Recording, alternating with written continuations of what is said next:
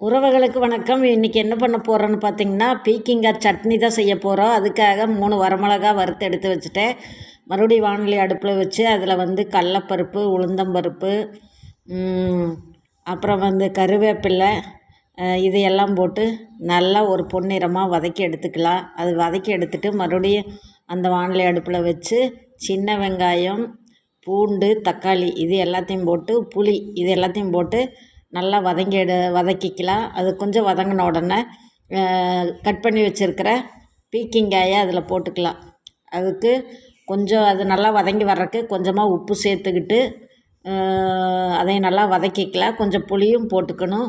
இது எல்லாத்தையும் போட்டு நல்லா வதக்கி எடுத்து ஆற வச்சுட்டு அப்புறம் நம்ம மிக்சியில் சட்னி அரைச்சிட்டு அதுக்கு ஒரு கரண்டி அடுப்பில் வச்சு எண்ணெய், கடுகு, கருவேப்பிலை, வரமிளகா போட்டு தாளித்தா இந்த சட்னி தயார். ரொம்ப ரொம்ப சூப்பராக இருக்கும். செஞ்சு பாருங்கள். ஓகே, பாய்.